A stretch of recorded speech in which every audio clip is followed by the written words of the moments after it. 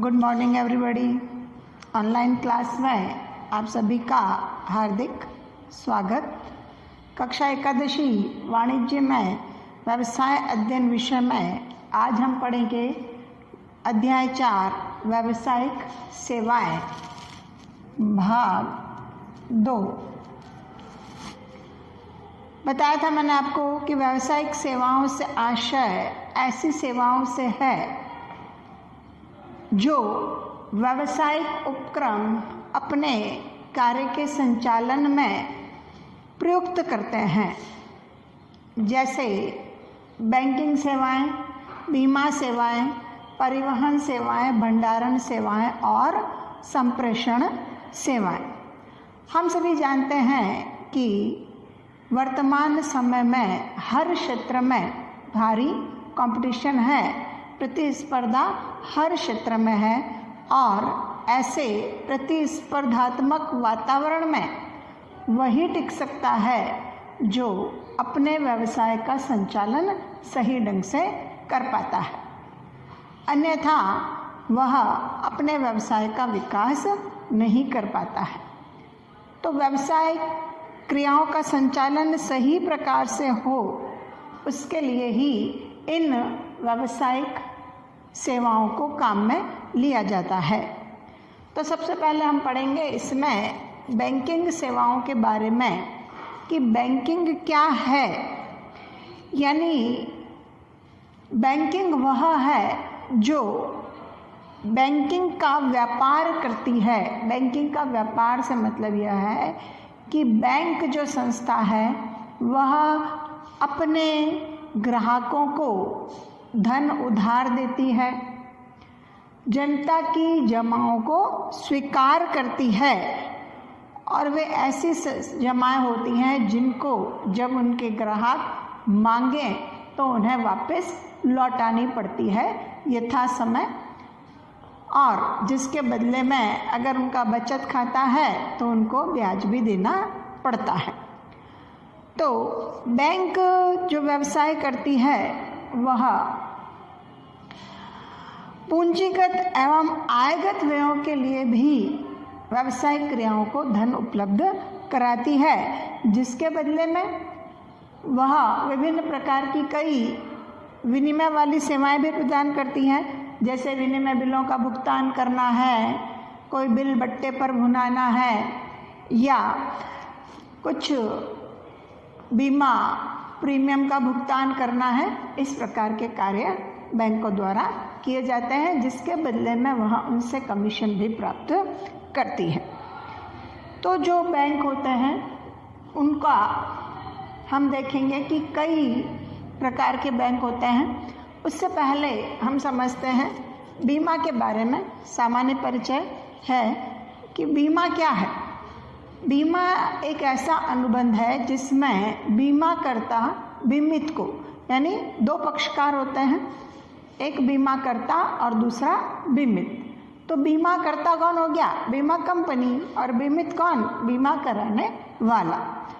तो बीमाकर्ता बीमित को एक निश्चित प्रीमियम के बदले निश्चित समय में घटने वाली अनिश्चित जोखिमों के विरुद्ध सुरक्षा प्रदान करती है। आप देखिए, व्यवसाय में हर क्षण हर पल पग पग पर जोखिम होता है कि न जाने कब क्या अनिश्चित घटित हो जाए जिससे व्यवसाय को नुकसान उठाना पड़ सके। तो ऐसे जोखिमों से बचने के लिए व्यवसाय क्या करता है? बीमा सेवाओं का सहारा लेता है, यानी अपने व्यवसाय का वह बीमा कराता है और बीमा करवा करके वह निश्चिंत हो जाता है कि अगर कुछ जोखिम होगी या अगर उसे कुछ नुकसान होगा तो उसकी भरपाई बीमा कंपनी द्वारा की जाएगी। बदले में उसे जो प्रीमियम होता है वह सिर्फ उसको चुकाना पड़ता है। तो इस तरीके से वह बीमा सेवाओं से अपने व्यवसाय की जोखिमों को कम कर सकता है। परिवहन के साधन, परिवहन सेवाएं। अगर ये परिवहन के साधन न हो तो माल को एक स्थान से दूसरे स्थान पर भेजने में काफ़ी कठिनाई होती है। आप देखिए कभी अगर ट्रांसपोर्ट की कंपनी की हड़ताल हो जाए तो माल को एक स्थान से दूसरे स्थान पर पहुंचाने में काफ़ी लंबा समय लग जाता है, और कई बार तो इतना लंबा समय हो जाता है कि जो व्यावसायिक अवसर होते हैं लाभ कमाने के, वे हमारे हाथ से निकल जाते हैं। यानी समय पर हम दुकानदारों को माल नहीं पहुंचा पाते, जिससे जिस समय ग्राहक को वो वस्तु चाहिए वे उन्हें उपलब्ध नहीं करा सकते, और जब उपलब्ध नहीं करा सकते तो वे लाभ भी नहीं कमा पाते हैं। तो माल को एक स्थान से दूसरे स्थान पर भेजने में परिवहन के साधनों को महत्वपूर्ण स्थान है। तो यह भी व्यावसायिक सेवाओं के कार्यों में सहायता करते हैं। भंडारण, स्टॉक रखना कि भंडार करके रखना, पहले बताया था मैंने आपको कि बहुत सारी फसलें ऐसी होती हैं जो वार्षिक फसल होती हैं, जिनका उत्पादन तो सिर्फ एक बार होता है, लेकिन काम में हम वो पूरे वर्ष लेते हैं। जैसे अगर हम खाद्यान्नों की बात करें तो गेहूं वार्षिक फसल है, लेकिन खाने के लिए चपाती, रोटी हमको प्रतिदिन चाहिए, तो गेहूं का आटा बना करके हम उसकी रोटी प्रतिदिन काम में लेते हैं। और भी कई प्रकार की फसलें हैं, दालें हैं, चावल है, अपने विभिन्न प्रकार के इसमें अनाजों को हम ले सकते हैं, तो उनका भंडारण करके स्टॉक करके रखा जाता है कोल्ड स्टोरेज में, और वहाँ से आवश्यकता अनुसार, व्यापारियों की आवश्यकता अनुसार उन्हें दिया जाता है ताकि वे ग्राहकों को उपलब्ध करा सकें। भंडारण सेवाएं भी व्यापार के संचालन में हमें सेवाएं प्रदान करती हैं। संप्रेषण सेवाएं, यानी जरूरी नहीं है कि व्यक्ति हर संदेश देने के लिए व्यक्तिगत रूप से ग्राहक के समक्ष उपलब्ध हो, तो वह अपने संदेशों को, अपने विचारों को इन संप्रेषण माध्यमों के द्वारा, यानी फ़ोन से, मोबाइल के द्वारा, मैसेज के द्वारा, तार के द्वारा, ईमेल आईडी के अंदर संदेश देकर के वह उन्हें सूचित कर सकते हैं। तो संप्रेषण के जो साधन हैं ये भी व्यवसाय में हमारी मदद करते हैं। तो इन व्यावसायिक सेवाओं का भी बड़ा हाथ है व्यवसाय के संचालन में। अब देखिए बैंकिंग सेवाओं के अंतर्गत कि बैंक जो होते हैं वे कई प्रकार के होते हैं, जैसे वाणिज्यिक बैंक, सहकारी बैंक, विशिष्ट बैंक और केंद्रीय बैंक। वाणिज्यिक बैंक यानी ये वे संस्थान होते हैं जो मुद्रा में व्यापार करते हैं एवं भारतीय बैंक नियमन अधिनियम 1949, इसके भारतीय बैंक नियमन अधिनियम 1949 के तहत ये क्या होते हैं, शासित होते हैं। शासित होते हैं से मतलब है कि भारतीय बैंक नियमन अधिनियम 1949 के जो नियम होते हैं वे इन बैंकों पर लागू होते हैं, यानी जो भी नियम है, जो भी शर्तें हैं, उनके तहत ये वाणिज्यिक बैंक इस अधिनियम के तहत कार्य करते हैं। अब इनको हम कह सकते हैं कि ये दो प्रकार के होते हैं, सार्वजनिक क्षेत्र के बैंक और निजी क्षेत्र के बैंक। यानी सार्वजनिक क्षेत्र के बैंक, वाणिज्यिक बैंक ऐसे बैंक जिनका स्वामित्व, संचालन, प्रबंध ये सब सरकार के हाथ में होता है, वह कहलाते हैं सार्वजनिक क्षेत्र के बैंक। इनका उद्देश्य केवल लाभ कमाना नहीं होता, बल्कि सामाजिक उद्देश्यों की पूर्ति करना होता है। तो जो सार्वजनिक क्षेत्र के बैंक होते हैं उनमें, यानी वाणिज्यिक बैंक जो सार्वजनिक क्षेत्र के हैं यानी गवर्नमेंट बैंक हैं, उनमें आप देखिए भारतीय state bank, Punjab national bank और इंडियन ओवरसीज बैंक आदि हम कह सकते हैं। इसी तरीके से जो निजी क्षेत्र के वाणिज्यिक कमर्शियल बैंक हैं उनमें प्राइवेट जो बैंक है वो HDFC bank, ICICI bank, Kotak Mahindra bank, अभी आप नाम सुना होगा आपने सबने, यश बैंक, मतलब ये निजी क्षेत्र का बैंक है, यानी जिनका प्रबंध, संचालन एवं स्वामित्व निजी लोगों के हाथों में होता है, वही उनका संचालन करते हैं, वही सारा प्रबंध संबंधी कार्य करते हैं।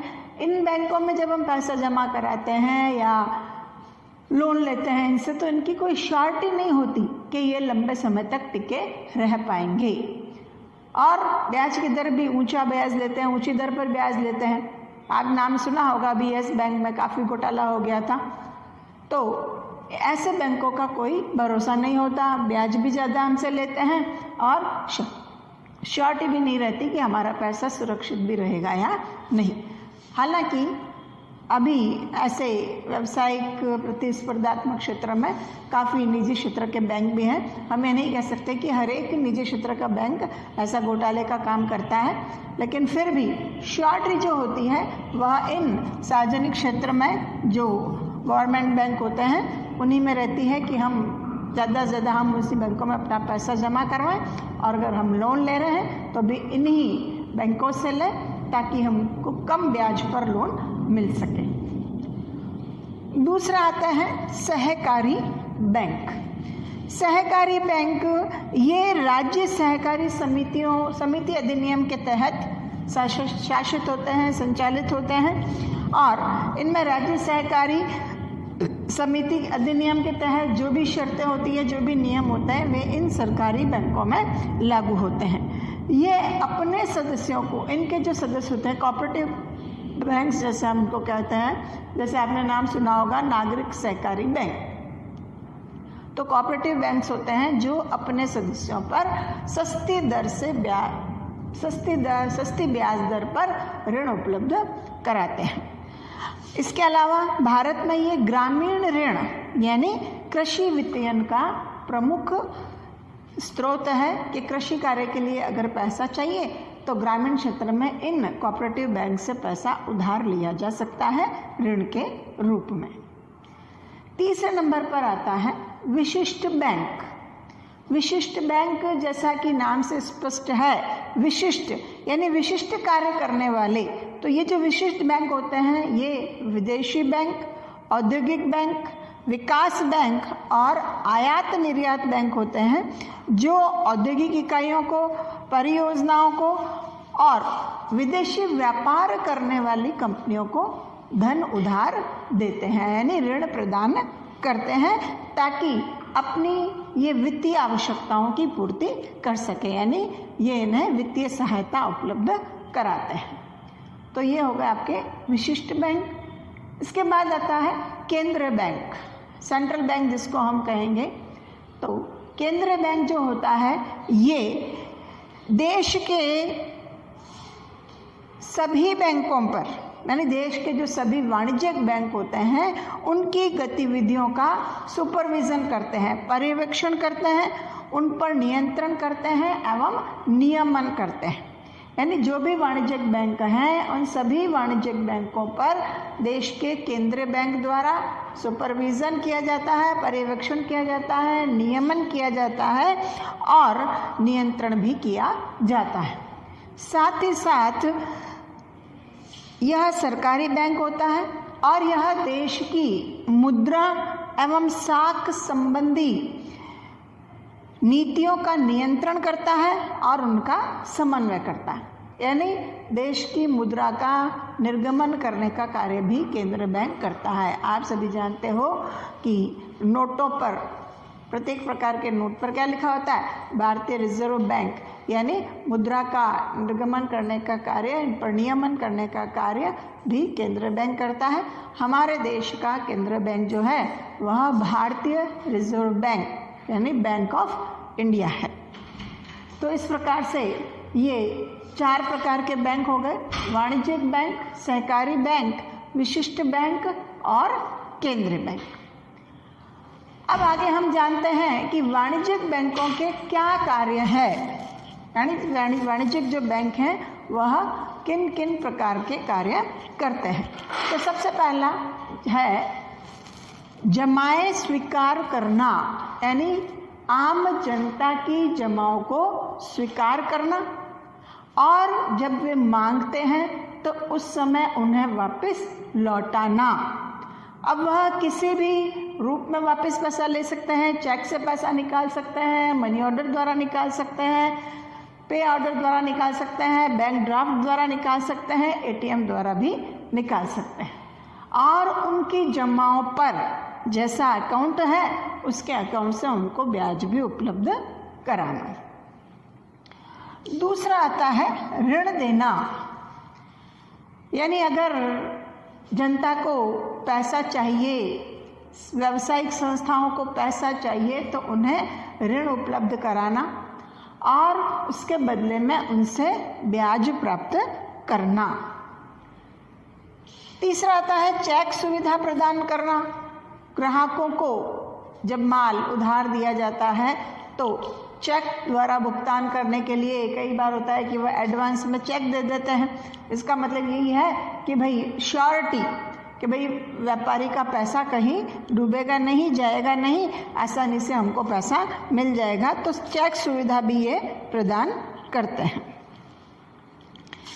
फिर आता है धन का हस्तांतरण करना, यानी विदेशी देखिए धन का हस्तांतरण करना, पैसे का ट्रांसफ़र करना। जैसे मान लीजिए यहाँ पर हमारे जोधपुर का एक दुकानदार है और वह सूरत से माल लेकर के आ रहा है, साड़ियों का बिजनेस वह करता है और सूरत से माल अगर लेके आ रहा है, उसको सूरत के किसी व्यापारी को पैसा देना है तो यहाँ के किसी भी बैंक में वह पैसा जमा कराता है व्यापारी, तो वहाँ के सूरत के किसी व्यापारी को वहाँ की बैंक से उसको पैसा मिल जाता है। बैंक ड्राफ्ट अगर वो उसको भेज देता है तो उसका पैसा वहाँ पर उसे प्राप्त हो जाता है, यानी धन का हस्तांतरण आसानी से बैंकों द्वारा किया जाता है।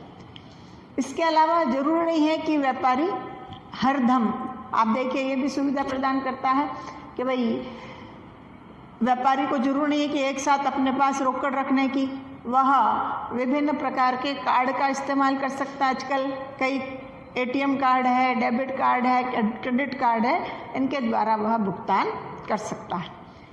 अन्य सहयोगी सेवाओं के अंतर्गत आपके आता है बिलों का भुगतान करना, विनिमय बिलों का भुगतान करना।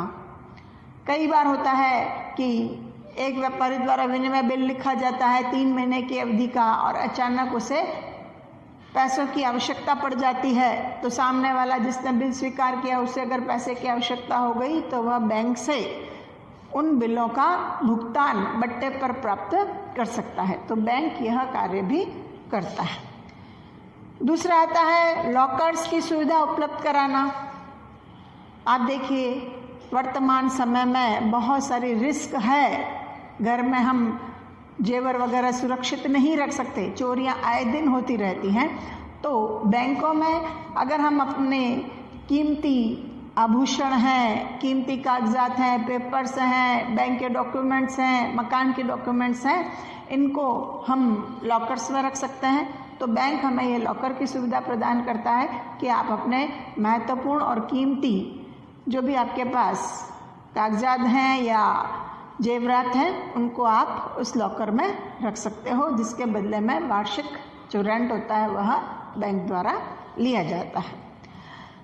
नेक्स्ट है बीमा प्रीमियम का भुगतान करना। आपने अपने बीमे की पॉलिसी करा रखी, बीमा पॉलिसी करा रखी है तो प्रीमियम का भुगतान भी बैंक द्वारा किया जा सकता है। आपको अपने बैंक अकाउंट में बैंक को ये जानकारी देनी होती है कि मुझको इस समय पर प्रीमियम का भुगतान करना है।